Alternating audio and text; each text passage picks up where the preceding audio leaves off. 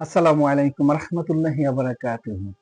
আমি ইসলামিক কথাবার্তা বলি, কন্টেন্ট করতাম।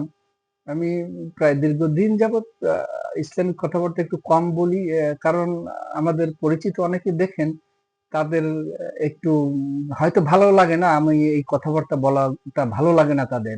যার কারণে তারা ভিন্নভাবে বিশ্লেষণ করতে চায়। অনেকে বলে থাকেন বিভিন্নভাবে বিভিন্ন কথা বলে থাকেন, তো আমি এড়িয়ে চলি তাদেরকে। তো আজকে যে বিষয়টা নিয়ে আমি আলোচনা করতে ইচ্ছে হলো সেটা কুরবানি নিয়ে। আমি নিশ্চিতভাবে বলতে পারি, কোনো সন্দেহ নেই, কোরআনে আল্লাহ সুবহানাল্লাহ তাআলা কোরবানি করার কথা বলেছেন। সেখানে বলছে কোরবানি করো, খাও এবং গরিবদেরকে দিতে হবে। সে কথা বলা আছে যে গরিবদেরকে দিতে হবে, এ কথাও বলা আছে। কিন্তু ভাগ করবে, 4টে ভাগ করবে, 3টা করবে, 5টা করবে, আধা করবে, এরকম কোনো নির্ধারণ করা কোরআনে এমন কোনো আয়াত নাই। তবে সেখানে খাও, গরিবদেরকে দাও, এরকম গরিবদেরকে দেওয়ার ব্যাপারটা সুস্পষ্টভাবে বলা আছে। যাই হোক, আমি ক্ষুদ্র মানুষ, আমি ছোট মানুষ, বিশ্লেষণ করার চেষ্টা করব। আর এমন কোন হাদিসও নেই রাসূল পাক সাল্লাল্লাহু আলাইহি সাল্লাম বলেছেন, বা এমন কোন প্রমাণও নেই যে 3 ভাগ করতে হবে, 5 ভাগ করতে হবে, 7 ভাগ করতে হবে, বা এই নির্ধারিত ভাগ করতে হবে, এমন কোন হাদিসও রাসূলের নেই। তবে হ্যাঁ, কিছু কিছু গ্রন্থ ঘাটলে সেখানে দেখা যাচ্ছে সাহাবাদের আমলে তারা 3টা ভাগ করতেন। আর 3 ভাগ করে তারা 3 ভাগ করতেন, সেটা পাওয়া গেছে কিছু কিছু গ্রন্থ ঘেটে, সেটা পাওয়া গেছে। আর আমাদের দেশে প্রচলিত আছে যে 3 ভাগ করতে হবে, 1 ভাগ আত্মীয়র, 1 ভাগ আমার নিজের, 1 ভাগ গরিবের। কিন্তু আল্লাহ সুবহানাল্লাহ তাআলার বিধান মতে এরকম কোন শব্দ উচ্চারণ কোরআনেও নেই, হাদিসেও নেই, আল্লাহর রাসূল বলেও নেই। তো আমার মতো মূর্খই বলবো আমি। আমি ক্ষুদ্র মানুষ, পৃথিবীর আলো দেখেছি, আল্লাহ সুবহানাল্লাহ তাআলা আলো দেখিয়েছেন, আলো অন্ধকারটা কেবলমাত্র সূর্য ওঠা, রাত্রি, এতটুকু আমি বুঝতে পারি। সেই জ্ঞান থেকে আমি যেটা বিশ্লেষণ করলাম এবং যেটা দেখলাম আমি ঘেঁটে ঘুঁটে, তাতে এমন কোনো হাদিসও নেই, এমন কোনো কোরআনেও আয়াত নেই। তো প্রসঙ্গ হচ্ছে, আমার কথা বলার উদ্দেশ্য ছিল আমাদের দেশে কিছু মুসল্লি বলবো অবশ্যই, কারণ অসম্মান করার কোনো অধিকার আমার নেই। তো আমাদের দেশে কিছু মুসল্লি আছে, কিছু আমলদার আছে, কিছু হাদিস জানেওয়ালা আছে, তারা যেখানে সেখানে ঘাড়ে পোতে বিভিন্নভাবে আলাপ করে থাকেন যে 3 ভাগ করতে হবে, 1 ভাগ আমার নিজের, 1 ভাগ আত্মীয়র, 1 ভাগ গরিবের। আমার ওই কি সন্ধ্যার পরে পরে আমি এক জায়গা দাঁড়াইছিলাম একটা দোকানে, সেখানে এই আলোচনা শুনলাম। তো আমি তাদেরকে বলেছিলাম যে আল্লাহ সুবহানাল্লাহ তাআলা সম্ভবত সূরা হাজের ভিতরে বলছেন যে তোমাদের কুরবানির গরুর রক্ত মাংস তার কাছে কিছুই পুষবে না, পুষবে শুধু তোমাদের তাকওয়া। তো সেই কথাটা আমি এট ফার্স্ট বলেছি, কিন্তু সে আহ, পিছন থেকে এসেই বলেছে 3 ভাগ করতে হবে। তো আমি কথা বলার চেষ্টা করেছি, কিন্তু তার ভাবটা ছিল উর্গো। সে এমন ভাবে বলেছে যে আমি মনে হয় এ বিষয়ে কিছু জানারই আমার কথা না, আর সে সব জানে এবং তিনি ফায়সালা দেওয়ার আছে, সে সেভাবেই কথা বলেছে। তো আমি সেটা তার আমি তো মনক্ষুণ্ণ না, তারপরও আমি বলবো এই এই আলোচনার উদ্দেশ্যই তিনি, আর তার কারণেই। তো আমি যতটুকু বলেছি যে কোরআনে এমন কোন আয়াত নেই যে আল্লাহ ভাগ করার ব্যাপারে বলেছে যে এই পরিমাণ করবে, বা রাসূল ভাগ করার কথা বলেছে যে এই পরিমাণ ভাগ করবে, এমন কোন হাদিসও নেই, এমনকি জাল হাদিসও নেই। তো আমার এই কথাটা যদি ভুল হয়ে থাকে, আমি যদি এটা ভুল জেনে থাকি, যতটুকু আমার দ্বারা ঘাটাঘাটি করা সম্ভব হয়েছে তার থেকে আমি এই রেজাল্ট পেয়েছি, তো কমেন্ট বক্সে অবশ্যই আমাকে জানাবেন, আমি সংশোধন হওয়ার চেষ্টা করব। তো এই আলোচনার উদ্দেশ্য ছিল, আমাদের দেশে যদি আপনি কোরবানির গরু নিজে খাওয়ান, পরান, গোসল করান, এটা ভালো। এটা নিজে করতে পারলে নিজে কাটবেন, নিজে জবাই করবেন, নিজে জবাই করাটা আরো ভালো, এবং নিচে কেটে কুটে ভাগ করে দিবেন, সেটা আরো ভালো। তো আমাদের দেশে আমরা আসলে আধুনিক হয়ে গেছি। আমরা, আমাদের অর্থ আছে, আমরা টাকার বিনিময়ে লোক ঠিক করি এবং তারা কেটে দেয়। তো যারা কেটে দেন তারা কিন্তু সচিব আল্লাহর সচিব পর্দার লোক না, কিংবা গভর্নরও না, কিংবা কোনো প্রতিষ্ঠানের মালিকও না। তারা নিম্ন শ্রেণীর লোকজনই এই কাজগুলো করে থাকেন। কেউ কেউ এই কাজটা নিয়ে ব্যবসাও করে থাকেন। 4টা-5টা গরু তিনি চুক্তি করে নিয়ে নেন, এরপর তিনি লোক সিট করেন, তাদেরকে 500,000 করে দিয়ে দেন, বাকি টাকা তিনি সংগ্রহ করে তিনি ভোগ করেন। এটা একটা ব্যবসাও আছে। তা আমার প্রশ্নটা এই বিষয়টা নিয়ে আলোচনা, যে যারা আল্লাহ সুবহানাহু ওয়া তাআলা গরিবদের ব্যাপারে কথাটা স্পষ্ট ভাবে বলেছেন, তা যারা গরু কাটতে যান তারা কি গরিব নন? এবং আল্লাহ সুবহানাহু ওয়া তাআলা বলেছেন তোমাদের তাকওয়াই তার কাছে পুষবে।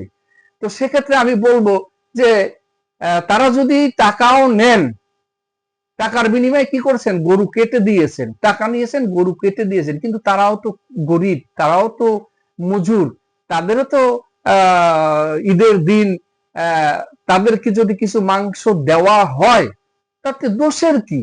কিন্তু এক শ্রেণীর লোক কোরবানি, এক শ্রেণীর কোরবানি দেনেওয়ালা, এক শ্রেণীর এই হুটকো টুকুরিয়া মুন্সি আছে, তারা এটার ব্যাপারে খুবই ক্রুদ্ধ। মনে হচ্ছে যেন আল্লাহ স্বয়ং তাদের উপরে কোন হুকুম নাজেল করেছে, সেইভাবে তারা এটা উপস্থাপন করে যে এটা 3 ভাগ করতে হবে এবং যারা গরু কাটবে তাদেরকে মাংস দেওয়া যাবে না। কিন্তু আল্লাহ সুবহানাহু ওয়া তাআলা গরিবদের ব্যাপারে স্পষ্ট ভাবে বলেছেন যে তাদেরকে দিতে হবে, স্পষ্ট ভাবে বলেছেন। কিন্তু যারা গরু কাটেন সে কম বেশি তাদেরকে দিতে পারে, তাতে কোনো বাধা নেই, কিন্তু তাদেরকে মাংস দিতে পারবেন, কারণ এটা গরিবদেরকে দিতে আদেশ করেছেন। আর একটা যে এটা বিষয়, কোরআন এবং হাদিস আমার তো অতটা ঘাটা সম্ভব না, কারণ আমি নগণ্য মূর্খ। তো আমি যতদূর জানতে পেরেছি সেখান থেকে আমি যতটা বুঝেছি, যেমন অনেকের ফ্যামিলি আছেন বড়, মানে স্পষ্ট করে সারমর্ম বলার চেষ্টা করছি। যেমন দেখা গেল আমরা 5 ভাই, 5 ভাইয়ের এক এক ভাইয়ের 5টা-7টা করিয়া ছেলে সন্তান আছে, বা সন্তানাদি আছে, স্ত্রী আছে, 5টা বোন আছে, কিংবা প্রয়োজন হলে তারা মিলেও গরু খেয়ে ফেলতে পারবে। গরিবেরকে দিতে বলা হয়েছে এবং প্রয়োজন হলে খাইতেও পারবে। হ্যাঁ, এমনটাই কোরআনে বলা হয়েছে। আর সে যদি আত্মীয়দেরকে খাওয়ানো, এটা আমি যতদূর ঘেটে ঘুটে পেয়েছি, আত্মীয়দেরকে এটা খাওয়ানো বা দেওয়া এটা সুন্নতের মধ্যে পড়ে, এটা আত্মীয়দেরকে দেওয়া, কিন্তু তাদেরকে দেওয়াটা ফরজ ওয়াজিব কোনোটাই না। এটা গরিবদের জন্য।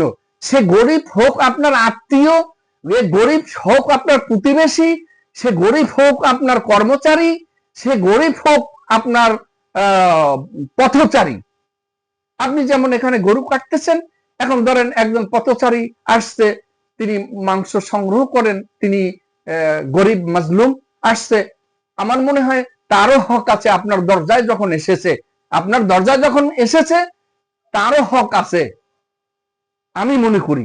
এবং এ ব্যাপারে আমাদের দেশের বড় বড় ওলামায়ে কেরামরা আরো ভালোভাবে বিশ্লেষণ করতে পারবে। তবে আমাদের দেশের ওলামায়ে কেরাম যেইভাবে এই কোরবানির ব্যাপারগুলো কঠোর করছে কিছু কিছু লোকজন এবং কিছু কিছু টুহুরিয়া মুন্সি, হ্যাঁ, আমি আমার শিক্ষাগত যোগ্যতা নাই বললেই চলে, তবে হ্যাঁ, আমি ছোটবেলায় মাদ্রাসায় 1-2 ক্লাস পড়েছিলাম, সেই থেকে দিনের ব্যাপারে আমার জানার আগ্রহ, আমল করার আগ্রহ, আর সেই জানার এবং আমলের আগ্রহ থেকেই কথাগুলো বললাম। আমার কথাগুলো কাউকে ছোট করা নাই, কাউকে উদ্দেশ্য করে নাই। আমার কথাগুলো হচ্ছে ভুল সংশোধন করা। কারণ আপনি ভাবুন, এখানে আমি ভুল কথাবার্তা হাইলাইট করার চেষ্টা করব, কিন্তু আপনার আমার নিঃশ্বাস যখন বন্ধ হয়ে যাবে তখন কিন্তু কিছুই করার থাকবে না। তো কাজেই আমার উদ্দেশ্য কাউকে ছোট করা নয়, কাউকে কটাক্ষ করা নয়, আমার উদ্দেশ্য হচ্ছে ভুলটা সংশোধন করা। আল্লাহ সুবহানাহু ওয়া তাআলা বলছেন স্পষ্ট, এটাই রেজাল্ট আছে যে কোরবানি হচ্ছে আল্লাহর নামে। আর সর্বপ্রথম আপনাকে সারমর্ম আমি যেটা বুঝেছি, আপনার অন্তরের পশুটাকে আগে কোরবানি করতে হবে। আপনার অন্তরের পশুটাকে, আপনার অন্তরের ভিতরে যে বসবাস করে খবিসটাকে, আপনার অন্তরের ভিতরে যে দার্জাল বাস করে, সেটাকে আপনি আগে সর্বপ্রথম কোরবানি করতে হবে। আর সে কথাই বলা হয়েছে যে আল্লাহ সুবহানাহু আল্লাহ তাআলার দরবারে আপনার গরুর রক্ত মাংস কিছুই পুষবে না, শুধু আপনার তাকওয়া, আপনার নিয়াত। আপনি চাইলে পুরোটাই দান করে দিতে পারেন, পুরোটাই বন্টন করে দিতে পারেন, পুরোটাই দান বলতে বন্টন করে দিতে পারেন গরিবদেরকে, কোনো বাধা নেই, কোনো বাধা নেই। তবে গরিবদের ব্যাপারে আল্লাহ বলেছেন, দুর্শগ্রস্তদেরকে ব্যাপারে বলেছেন, তাদেরকে দেওয়ার ব্যাপারে আল্লাহ স্পষ্ট ভাবে বলেছেন যে তাদেরকে দাও, তাদেরকে দাও। এখন এই তাদেরকে দাও এই শব্দের গুরুত্বটা কতটা এবং এই শব্দের গুরুত্বটা কতটা গভীর, সেটা আপনি আপনার অন্তর দিয়ে বিশ্লেষণ করার চেষ্টা করুন। এবং আপনি কোরবানি করেছেন আল্লাহ সুবহানাহু ওয়া তাআলার উদ্দেশ্যে, সেখান থেকে আপনার তাকওয়া কেমন সেরকম আপনি আশা করতে পারবেন পরকালে। ধন্যবাদ, সবাই ভালো থাকবেন। আসসালামু আলাইকুম ওয়া রাহমাতুল্লাহি ওয়া বারাকাতুহু।